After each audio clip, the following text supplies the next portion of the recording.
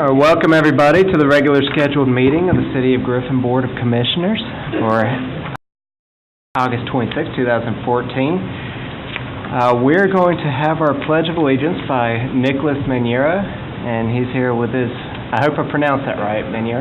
He's here with his mom Sharon, and he's part of Troop 4 of the First United Methodist Church, and he's working on his Communications Merit Badge. So if you'd like to come forward and start the pledge for us, and then Commissioner Holberg will do the prayer.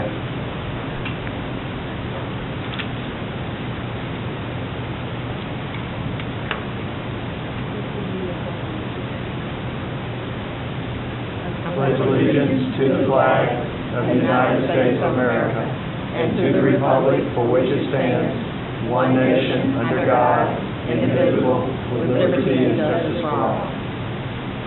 Please join us in prayer.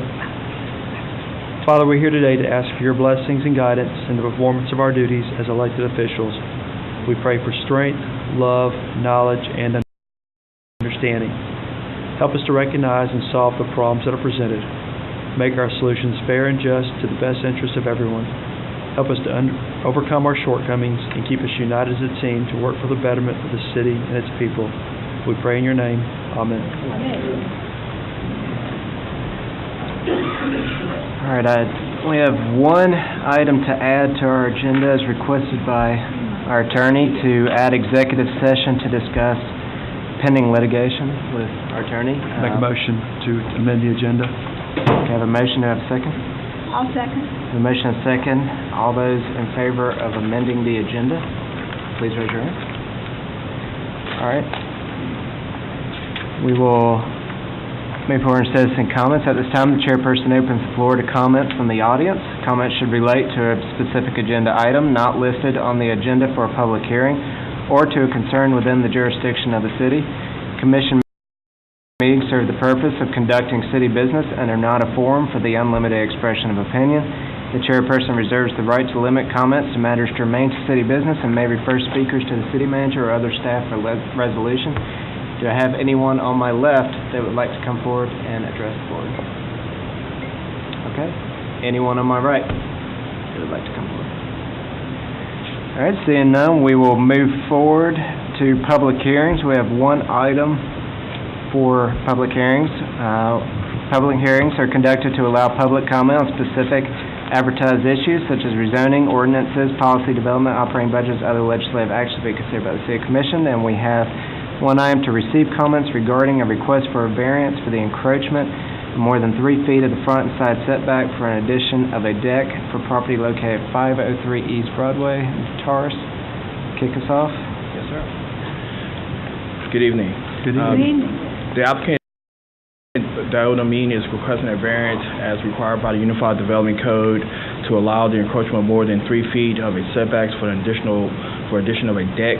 The property is a legal non-conforming structure and a legal non-conforming use due to zoning classifications and then land use as defined in the code. The existing structure is located within the setbacks for medium-density residential by 12 feet. The deck will further extend the encroachment by additional 20 feet into the setback. Staff has reviewed the request by the applicant and recommend denial. Okay. This is a public hearing. Anyone that would like to come forward and speak on the topic,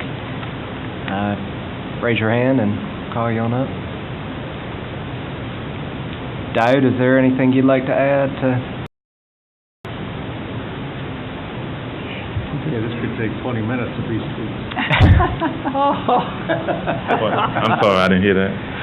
He's He said it could take 20 minutes if you speak. Oh, no. I would just like to ask the board to consider granting the request because of the nature of the business there and allow us to enhance the property and to better serve our customers. It's basically going to be in the area that's currently the patio with the tables and... Yes, sir. I have a couple of questions for Taurus. Number one, I assume your denial is based on the standard statutory denial?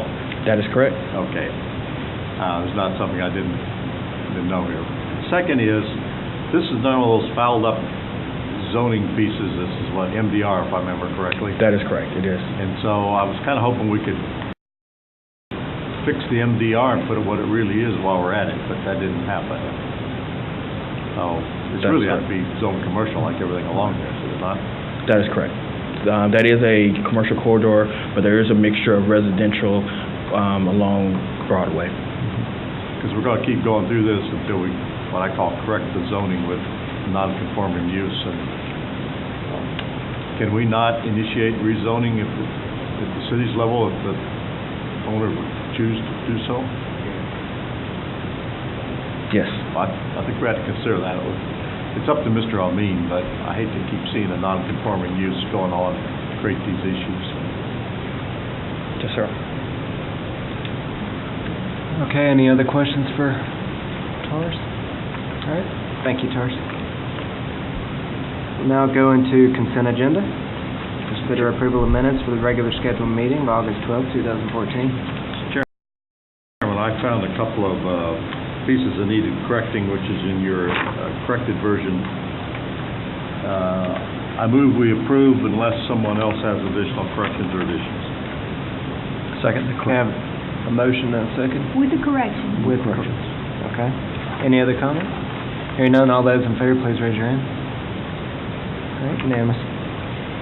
Moving to regular agenda, we'll consider a request for a variance for the encroachment more than 3 feet of the front and side setbacks for an addition of a deck for property located at 503 East Broadway Street. Make a motion to approve the Have a request. Have a motion, do I have a second? Second. Have a motion and a second. Any other comments or questions? Were there any conditions that came from staff that I may have missed?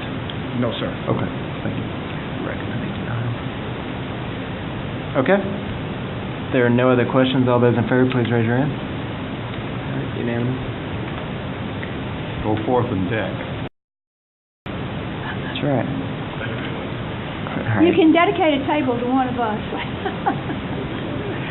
All right, we will consider a request from Making Griffin Spalding Better Together for support, and do we have Mr. Harris, Phil Harris, Good evening. Esquire. Good evening. Good evening. Good evening. My name is W. Theodore Harris, and I am a member of Making Griffin Spalding Better Together Conference Committee. Say that fast 3 times. I am standing here in for Shahir Baya and Kamar Walker, who are our co-chairs. Unfortunately, neither of them could address you this evening. Nevertheless, there will be a community conference on Saturday, November the 1st, 2014, beginning at 7:30 a.m. and ending at 5 p.m. on the UGA Griffin campus. The purpose of the conference is to help unite the citizens of Griffin and Spalding County as we present and address challenges affecting the quality of life in our communities. The theme of the conference is working together to improve lives. We have provided you with a tentative agenda and a schedule of events. I think I put a copy of that on everyone's desk. We will have 2 keynote speakers. Ricky Clark will be our breakfast speaker, and Edward Jennings, the regional director of HUD, will be our luncheon speaker. We stand before you this evening requesting the support of the commissioners as we proceed to make Griffin Spalding better together. Thank you. That, again, is November First, right? Saturday, Mhm. 7:30. And that's a Saturday. I believe I'm scheduled to lead one of the breakout sessions, I believe you are. so I'm in favor. What's your topic? We're going to discuss the Stirring regional stuff up. airport. Regional. Well, that's an unusual topic for you. All right. Well, thank you, Mr. Harris. Is this something that that we're looking at taking action to show our support? Or is it more just informational purpose as we move forward and? A show of support would be nice. A vote? A vote? All right, yes. I move that we support. Okay, I have a motion, do I have a second? Second by Cora. Any other comments, questions? Hearing none, all those in favor, please raise your hand. All right, Thank you very unanimous much. support, we look forward to it. Thank you. All right, we'll consider approval to purchase two Ford F-150 4x4 Super Cab pickup trucks for the Technical Services Division of the Electric Department in the state contracted amount of $24,399 each from Speedway Ford, and declare unit number 763 and 3895 as surplus and sell on gov deals. Chair, I move we do all the above as presented. I have a motion, do I have a second? Second. I have a motion and a second. Any questions for Bill? Hearing none, all those in favor, please raise your hand. Unanimous. Item 6, we will consider approval of an authorization agreement naming MEAG Power as the city's agent to nominate and acquire any combination of resources to optimize the city's supplemental power supply requirements. Director Bill Bosch will address. I move we approve as we do annually. Second. A motion and a second. Any questions for Bill? All right, hearing none, all those in favor, please raise your hand. Unanimous? All right, consider approval of bid and work contract to Crawford Grading and Pipeline for the construction of Shoal Creek Stormwater Detention and Mitigation Pond in the amount of $322,882.23 for the Stormwater Department. Dr. Keller will address. I move that we approve the construction contract for this project, which we've already authorized. Second. Okay, I have a motion and a second. Any questions for Dr. Keller? Hearing none, all those in favor, please raise your hand. Unanimous. I may consider the purchase and installation of a bandolog litter trap from Stormwater Systems for the Shoal Creek Regional Detention and Mitigation Pond in the amount of $110,615. Dr. Keller will address. Chairman, I move we approve. I have a question or comment. Okay, I have a motion, do I have a second? Second. I have a motion and a second. There were no pictures of this contraption in any of the literature, so I'm left to assume that this Vandalog litter trap is worth all this money. I don't know what it looks like. It's huge. I'll put one in your box. I apologize for not giving you a picture. I'll have one in y'all's box tomorrow. There's one in the lower Satilla River. We went and visited it, and it goes in the forebay. We're hoping this is going to be the solution to the floatable issue also at Rushton Mill that you see every time it rains. So I need to add Vandalog to my Fliggett pumps and my geomorphology. That'll work, sir. Do are the floatables recycled, taken to Phil so that he has some more product to sell? They're going somewhere. We'll see what's in there first. What are the dimensions? It's 19 feet long, and I think it's 12 and a half feet wide, and it has two patented booms on it, and everything stops in the boom. And then there's a basket inside. You pull it out, and you empty it. And we saw it on a river down in South Georgia. We took a trip down there, and it's amazing. There's 14 of them in Washington, D.C. And how often is it monitored? We'll have to monitor it. It'll be on a schedule, just like our FOG program. We'll start off at whether after a rain event, we'll time it and see how much is in there. But it's to keep that particular pond, and we're hoping that we don't have to buy one more in order to go down at Rushton Mills. So we'll see if we can't catch most of what we got there. But there is one other tributary that goes into Rushton Mills a little further up the hill. But this should stop the majority of what you see at Rushton Mills every time it rains in Woody's property. Awesome. Thank you. All right, any other questions or comments? Hearing none, all those in favor, please raise your hand. 7-0. Item number 9, consider an intergovernmental transportation funding agreement between the City of Griffin and Spalding County to fund a joint comprehensive transportation plan update and amend the budget accordingly. Transportation planner, Dukes. Make a motion approved based on this. I assume this is the resolution that goes along with it as well. I'll second. Okay, I have a motion and a second. Any questions for? No, but I will say to our fellow commissioners that Doug and I have advocated to do this together with the county to make more sense to do it together, and I think we'll save money and get a better product. This secondary resolution is after further review by staff. We felt more appropriate to come from our SPLOST transportation money. It was not particularly budgeted. We originally was going to take it out of street operation, but that would cut back on our pothole fixing and things that come out of that budget, so we chose secondarily to come out of SPLOST. So that's the reason for the updated resolution.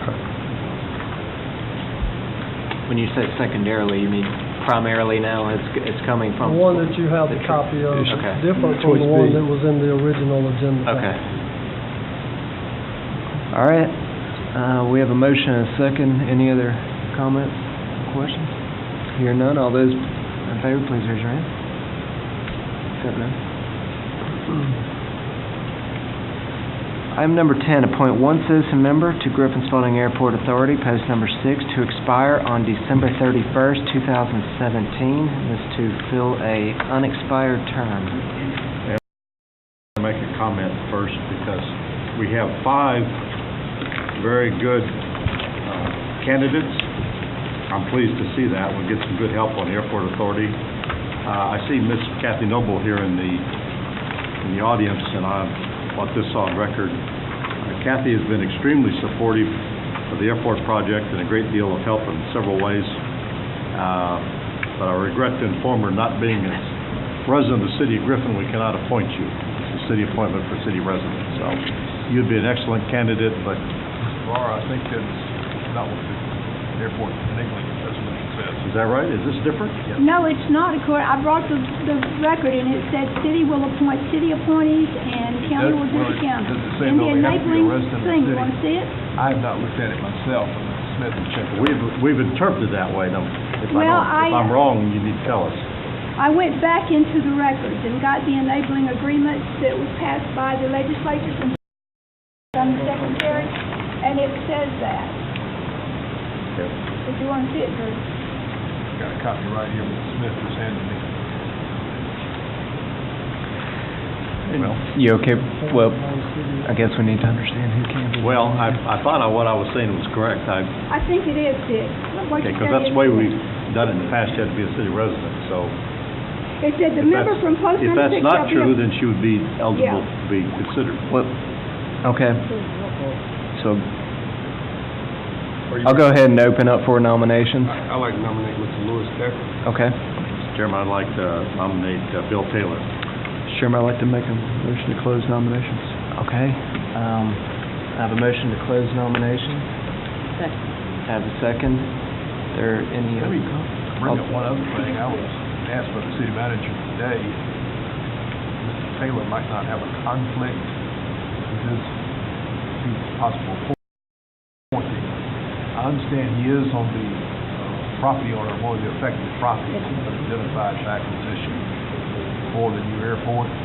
I don't know if he has a conflict being appointed, but I think if he were a member of the board, he would have to basically not act as a member of the airport commission if he's going to deal with the airport commission and or the authority and the sale of property he owns and controls. Technically, his wife and children own the property, but that's effectively the same as him. Okay, I was told he was the one who controlled it. Well, So we have I guess we can look at actually taking the vote, and if you want to do further research on whether or not there's conflict, then we can revisit this. But I have a motion and a second to close nominations. All those in favor of closing nominations, please raise your hand. All right, unanimous. All those in favor of Lewis Thacker, please raise your hand. Okay. Bill Taylor, 6-1.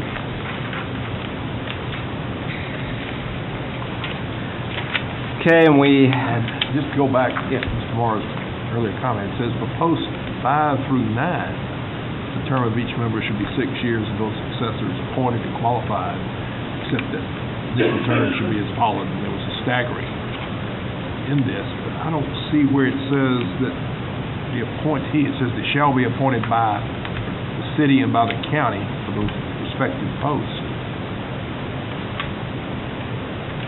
I don't see a requirement that the person appointed shall be a resident either of the city or of the county for that matter. Well, I hope I didn't unfairly exclude you, Kathy, but I know when we made the original appointments, we did it based on city residents. Which I think is your prerogative, if you want to just appoint city residents. Does that affect anyone in the mayor there that would have us We have one joint bring appointment this issue? that comes up in, Ron Alexander that comes up this year. It'll Yeah, be the Ron is city's the turn county to- appointee, it will revolve to a city appointee at the end of his term, It'll be- So at the end of this I year, guess we'll we have need to go one back and that we need to clarify this on then. If you clarify say this that- then, if you're questioning this. But we can handle that later. Okay, we All right, take here, but look at number 5, it does say just that the governing authority in the case of death, the vacancy will be filled by the governing authority which appointed such member, and the person so appointed will serve the remainder of the unexpired term.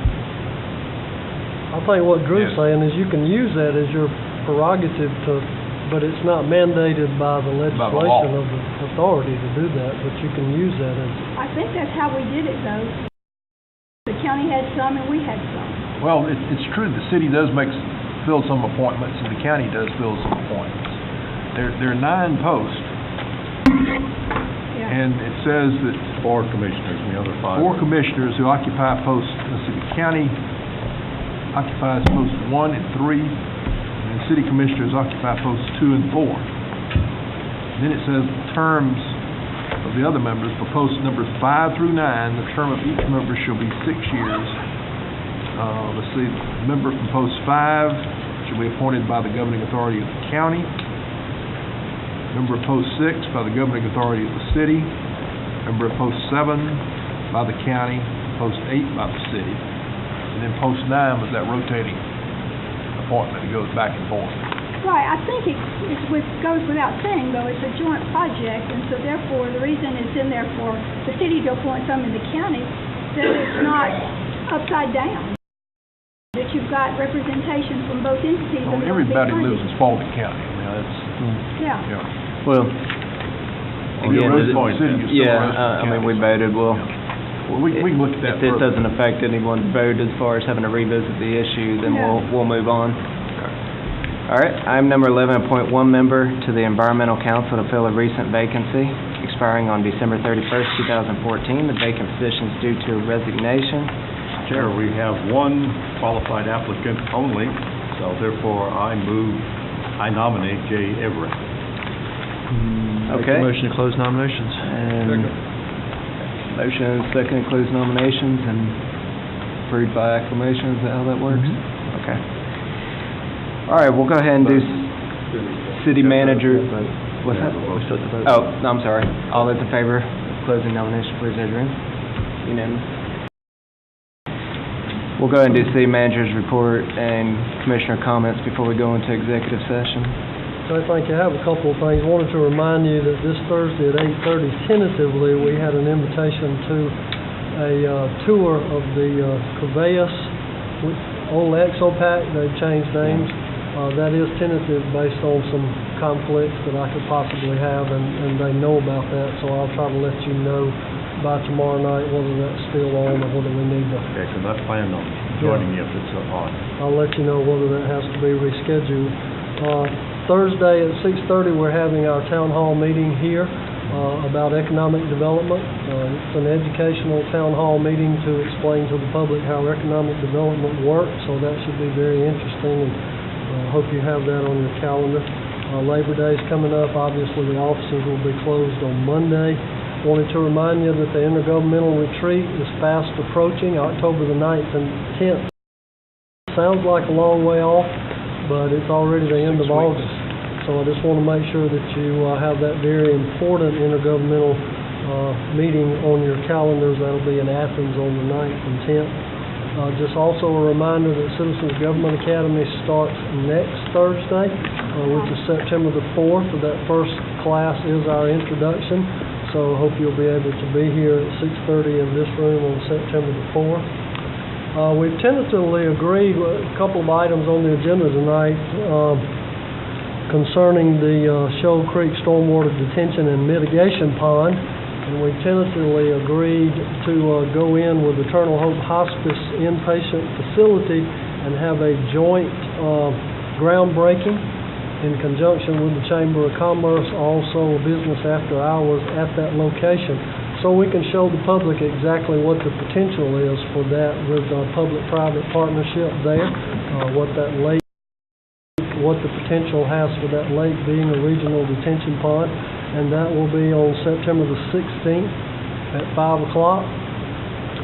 So I hope you'll put that on your calendar as well, so we can showcase to the public what the potential is there at that facility. Is that September? That's September 16th at 5 p.m. That'll be a groundbreaking and a business after hours. Is that Tuesday? We'll be co-sponsoring. I believe that is a Tuesday. They usually are. Business after hours are usually on Tuesday. Not ours. Finally, last night or late yesterday afternoon, Tax Commissioner Sylvia Hollins sent us a copy of our tax digest, and you have been given copies of our computation on our millage rate, our consolidation sheets that she provided to us late yesterday. Her schedule is requesting that she get our tax bills to the printers on September the 16th. Or September the 19th. We meet again on the 9th and the 23rd. So in order for her to meet her deadline of September 19th, we would need to adopt a millage rate at our next meeting on September the 9th. We do have some advertisement requirements before we adopt that millage rate, so in order to meet this tight schedule, I wondered if we could just take a brief moment to discuss the rollback rate as she has presented it and the consolidation sheets.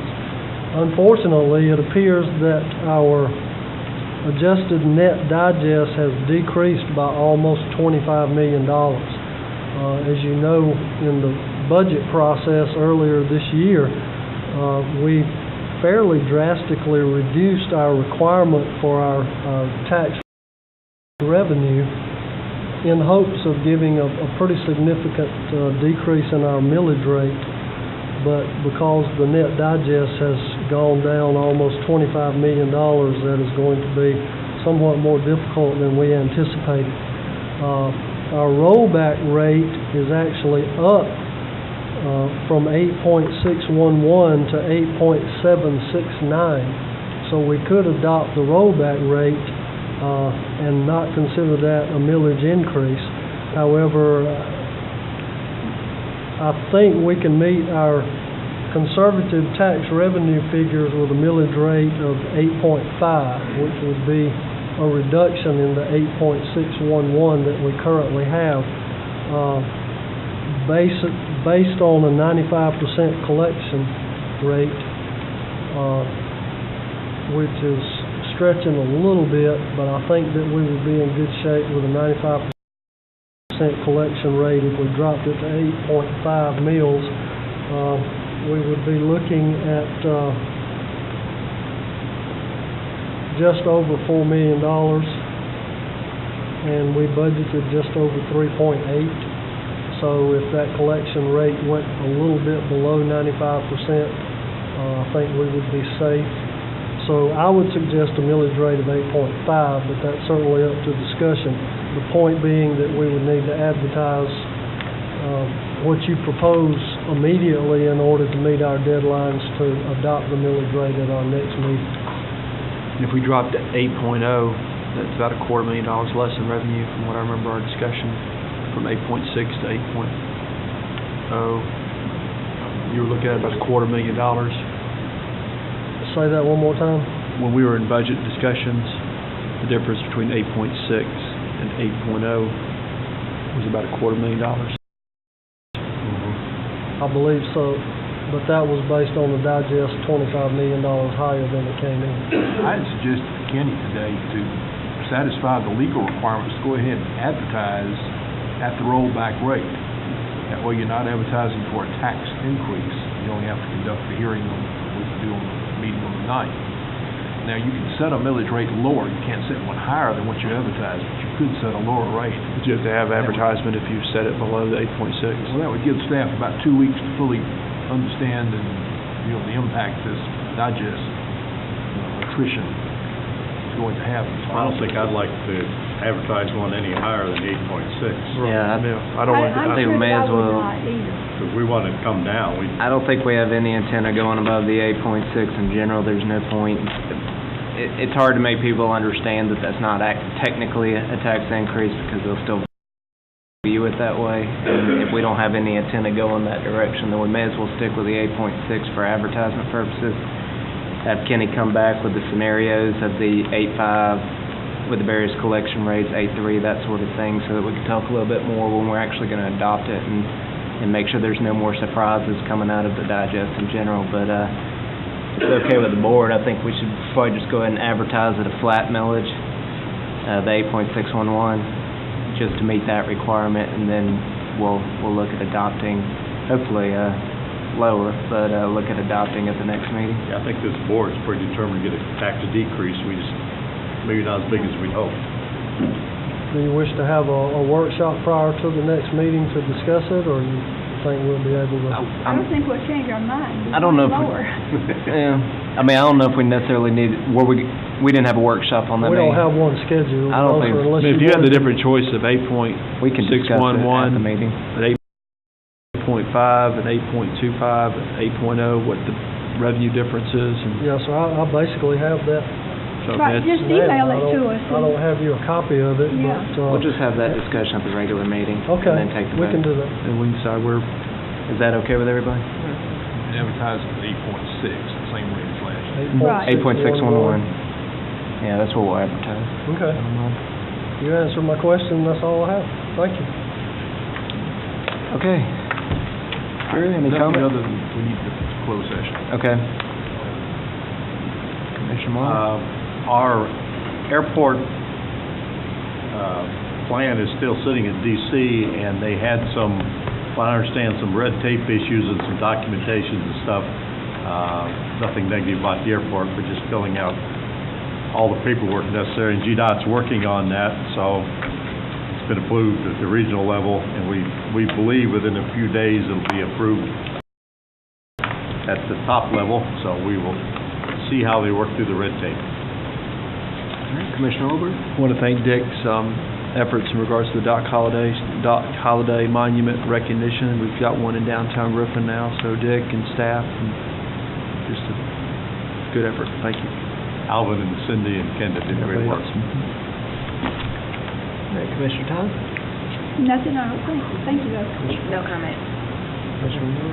All right, I'll make a quick plug to, I appreciate Chief Eaton and the pinning ceremony. Yeah. Commissioner Todd and I had a chance to sit together and watch that, and I thought it was a good display of all that is good and right when it comes to this community and the law enforcement that we have. So that was a nice thing that he did, and put together, and very professional, and enjoyed it. Do I have a motion to enter into executive session to discuss pending litigation? Yes, sir, you do. Have a motion and a second?